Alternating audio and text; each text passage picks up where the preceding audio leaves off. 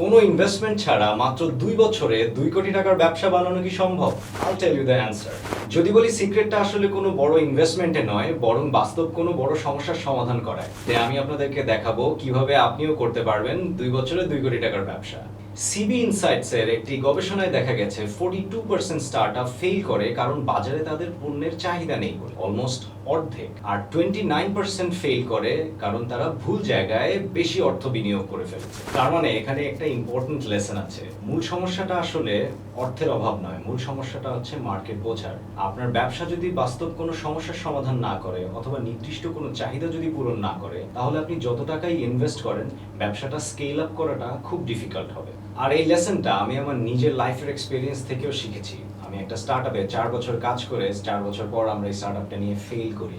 আমাদের funding, dedication, passion, planning সবকিছু ঠিক ছিল, বাট আমাদের মূল সমস্যাটা ছিল আমরা বাজারের চাহিদাটা বুঝতে পারি। সো এখান থেকে আমরা বড় দুইটা জিনিস শিখেছি যে বাজারের চাহিদা না থাকলে যত বেশি ইনভেস্টমেন্ট এবং হার্ডওয়ার্কই করেন, ব্যবসাটাকে দাঁড় করানো এবং সেটাকে স্কেল আপ করা খুবই কঠিন। এবার আমি আমার নিজের লাইফের একটা এক্সপিরিয়েন্স শেয়ার করি। আমি আমার বাসার জন্য কিছু ফার্নিচার কেনার জন্য বিভিন্ন ব্র্যান্ডেড এবং নন ব্র্যান্ডেড স্টোরে খোঁজ নেই। এখানে আমি দুইটা বড় প্রবলেম ফেস করি। যেসব ডিজাইন আমি খুঁজছিলাম সেই ডিজাইনগুলো আমি সব জায়গায় পাচ্ছিলাম না, এবং যেগুলো পাচ্ছিলাম কাছাকাছি আমার পছন্দ মতো, সেগুলোর প্রাইস এত বেশি সেগুলো আমি এফোর্ড করতে পারছিলাম না। যেহেতু আমি প্রাইস হাইয়ের কারণে রেডি ফার্নিচার কিনতে পারছিলাম না, আমি কিছু লোকাল ম্যানুফ্যাকচারার খোঁজার চেষ্টা করি যারা সেম প্রোডাক্টগুলো বানাতে পারবে কিনা। এবং খুবই সারপ্রাইজিংলি আমি এমন কিছু ভেন্ডর এবং স্কিল ওয়ার্কার পাই যারা এক্স্যাক্টলি সেম ডিজাইনগুলো বানাতে পারে এবং তাদের প্রাইসও মার্কেট থেকে 40-50% কম হয় এবং তাদের কোয়ালিটি অসাধারণ। তখনই আমি বুঝতে পারি যে আমার এই প্রবলেমটার মনে হয় একটা সলিউশন আমি পেয়েছি। তখন আমার মাথায় আসে,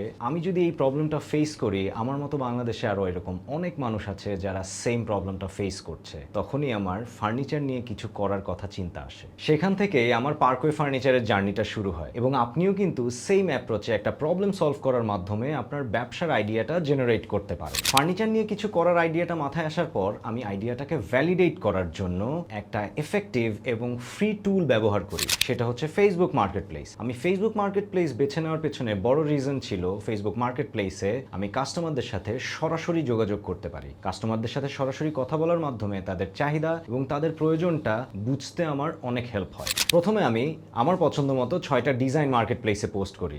যদিও আমার কাছে কোনো ইনভেন্টরি ছিল না, বাট ডিজাইনগুলোর কোনো চাহিদা মার্কেটে আছে কিনা সেটা চেক করার জন্য আমি ডিজাইনগুলো পোস্ট করি। সারপ্রাইজিংলি 5 দিনের মধ্যে একটা কাস্টমার একটা অর্ডার কনফার্ম করে। যেহেতু আমার কাছে ইনভেন্টরি নাই, সো একটা প্রি অর্ডারের অপশন চলে আসে এবং কাস্টমার সেটাতে এগ্রিও করে, এবং এগ্রি করার পর 50% টাকা আমাকে না দেখে, আমার কোনো দোকান না দেখে আমাকে পেমেন্ট করে দেয়।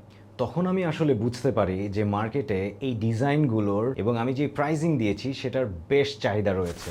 প্রথম মাসে আমি 1,37,000 টাকার অর্ডার পাই এবং সেগুলো সাকসেসফুলি ডেলিভারি করি। তার মানে আপনারা বুঝতেই পারছেন, কোনো ইনভেস্টমেন্ট ছাড়াই ব্যবসাটা কিন্তু শুরু হয়ে যায়। পরপর কয়েক মাস যখন আমি সেম অ্যামাউন্টের সেল করা স্টার্ট করি, তখন আমার কাছে আইডিয়াটা খুব স্ট্রংলি ভ্যালিডেটেড হয়ে যায় এবং আমি তখন ব্যবসাটাকে স্কেল আপ করার চিন্তা করি। সোশ্যাল মিডিয়ায় আমি আমার প্রেজেন্সটাকে অনেক বাড়াই এবং এটাকে একটা ব্র্যান্ড হিসেবে রূপান্তর করার চেষ্টা করি। সোশ্যাল মিডিয়ায় অর্গ্যানিক গ্রোথের দিকে আমি বেশি ফোকাস করি শুরুর দিকে। ফেসবুক মার্কেট প্লেস এবং আমার সোশ্যাল মিডিয়া পেজেসগুলো থেকে আমি এভরিডে 70 থেকে 80টা কোয়েরি পেতে শুরু করি এবং এই প্রত্যেকটা কোয়েরিকে আমি নিজেই রিপ্লাই করতাম এবং এই গত 2 বছরে আমি অলমোস্ট 50,000-এরও বেশি ক্লায়েন্টের সাথে নিজেই কথা বলেছি। এই কথা বলার মাধ্যমে আমি যে ইনসাইটসগুলো পেয়েছি এবং তাদের চাহিদা বোঝার যে চেষ্টা করেছি, সেই লেসনটা আমার কাছে অমূল্যবান। শুরু থেকেই ম্যানুফ্যাকচারিং এবং লজিস্টিক্স দুইটাই আমি আউটসোর্স করে থাকি।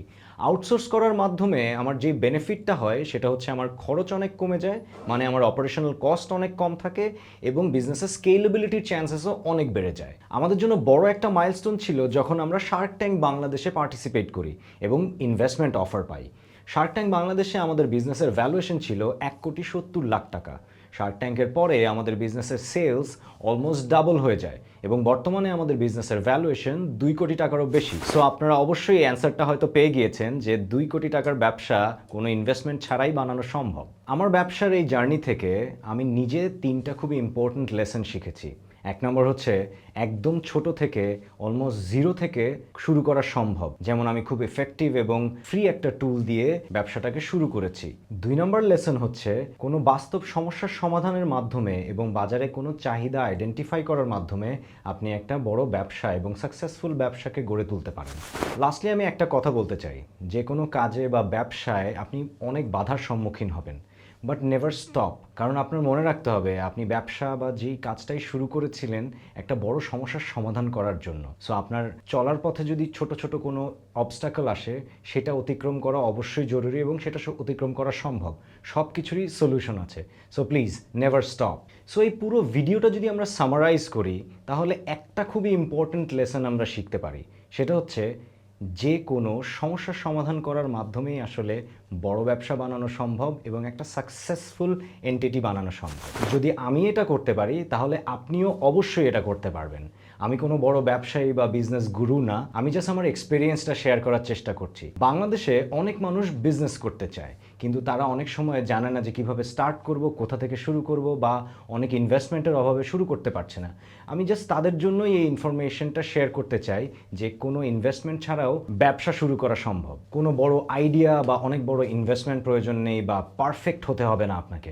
আপনি জাস্ট শুরু করে দেন। কোনো আইডিয়া যদি মাথায় থাকে, সেটা নিয়ে আপনি শুরু করে দেন। আইডিয়াটাকে ভ্যালিডেট করেন, টেস্ট করেন এবং শুরু করে দেন। শুরু হওয়ার পরে কিছু না কিছু একটা ওয়ে আপনি পেয়েই যাবেন। আমার এই ভিডিওতে আমি চেষ্টা করেছি আমার পুরো এক্সপিরিয়েন্সটাকে শেয়ার করতে। এই ভিডিওটা যদি কোনোভাবে আপনাদেরকে ইন্সপায়ার করে থাকে এবং ব্যবসা নিয়ে যদি কোনো আইডিয়া মাথায় এনে থাকে, তাহলে প্লিজ আমাদেরকে কমেন্ট করে জানাবেন। We would love to hear from you. এবং ব্যবসা নিয়ে কোনো ধরনের কোনো কোয়েরিজ বা ইনকোয়ারিজ যদি আপনার থাকে, প্লিজ আমাকে ইমেল করতে পারেন, আমার সঙ্গে যোগাযোগ করতে পারেন। I would love to help you. যদি এখনো সাবস্ক্রাইব না করে থাকেন, please do subscribe my channel and stay tuned. দেখা হবে নেক্সট ভিডিওতে।